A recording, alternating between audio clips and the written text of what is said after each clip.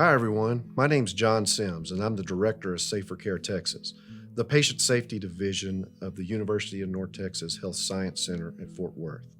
I have with me today Kevin Thompson, a fourth-year medical student. We want to share today why Tarrant County has recently issued a mandate for citizens in the community to wear masks while out in public. Kevin, do you want to share some of the science as to why we wear masks out in public? Sure, John, I'd love to. I want to start off by saying thank you for having me. It's a pleasure to be here. Looking at the scientific evidence, when COVID-19 first came about, there wasn't a lot of evidence because this was what we considered novel virus to humans. A novel strain, meaning a new strain of the virus in humans. So we didn't have a ton of evidence to base our decisions on. I know a lot of people are uncomfortable with the amount of times recommendations have changed from the scientific community.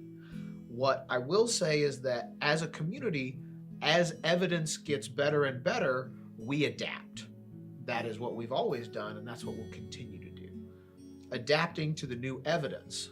What we know right now is that COVID-19 is transmitted primarily by respiratory droplets. What that means is anytime you talk or breathe even out of your nose or mouth, especially coughing or sneezing, some of the virus particles, if you're infected, can actually be transmitted out through those small water droplets from the back of your throat, from your nose, or from your mouth.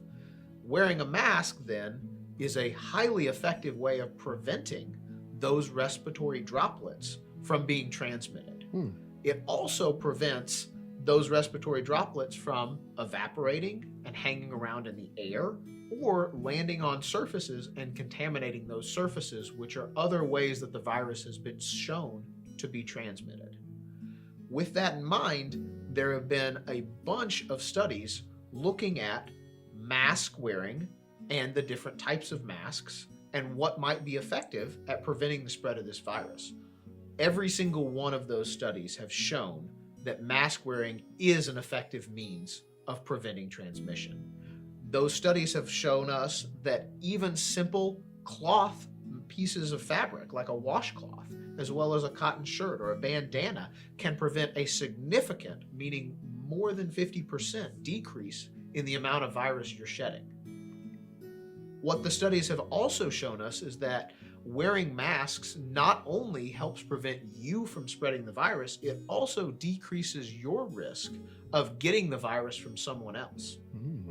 Wow. So in the scientific community, we refer to that as primary prevention, preventing you from getting it from someone else, and preventing you from giving it to anyone else, we consider source control. Okay, so masks are effective at both primary prevention and source control. So with all of that evidence growing, that is what led lawmakers to require this mandate for people. The other tricky thing about COVID-19, and I think one of the reasons that it's been so difficult to stamp out as a pandemic, is that unlike some other viruses, you're actually most infectious in the early stages of the virus, usually even before you're showing symptoms like fever or cough. So you can be walking around feeling just like you do every other day and be highly contagious to other members in the community without even realizing it. So with all of the evidence that we have showing that you're highly contagious even when you might not be showing symptoms, and that mask wearing by itself, when implemented in New York and Italy, decreased the infection of the virus more than anything else, that's led lawmakers to say we should mandate that both people with symptoms as well as people without symptoms are required to wear a mask out in public in hopes that we can stamp this thing out and get back to some semblance of normalcy. So with all that being said, I'd like to turn it back over to you, John, let you talk to the people about how to properly wear a mask as well as how to properly take off a mask and what other precautions you should take. Certainly. Thank you so much, Kevin, for sharing that evidence.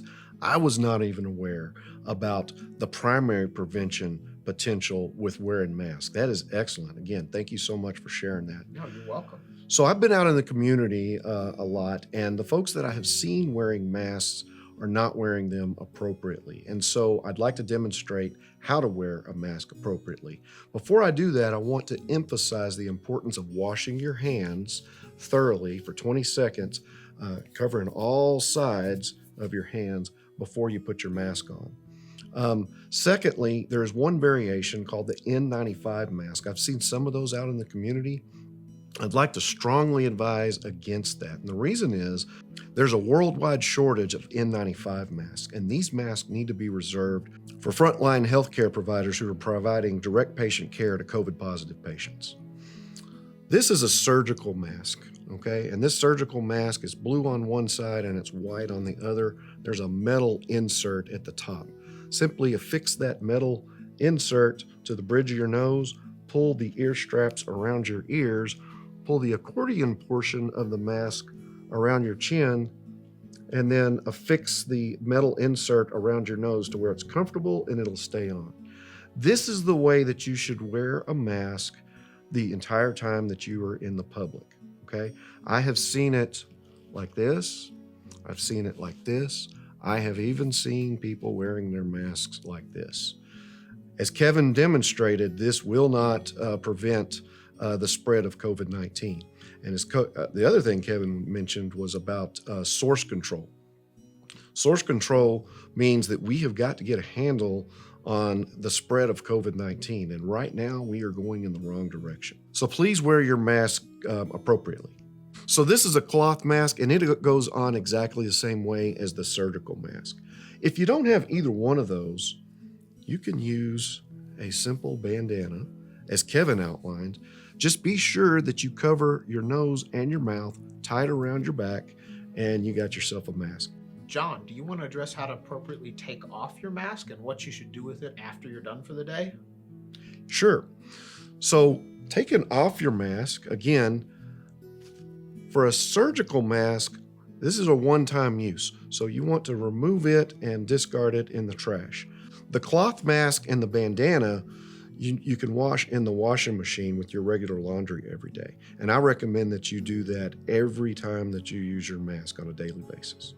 In addition to wearing masks, there are other things that you can do to mitigate COVID spread, such as stay home when you're sick, avoid contact with individuals who are sick, social distance, which means 6 feet away from everybody always. Be sure and sanitize frequently used surfaces with at least 60% alcohol. Wash your hands frequently. Avoid touching your face. Thank you so much for being here today, Kevin, and sharing all that very useful scientific evidence as to why we need to be wearing masks. You're welcome, John. Thank you so much for having me. Absolutely. It's been a pleasure. Please wear your masks. In other disasters, such as tornadoes, hurricanes, earthquakes, communities come together and perform countless and selfless acts for others. During this COVID pandemic, those selfless acts include wearing your mask and social distancing. Thank you for watching today. For more information, please see our website.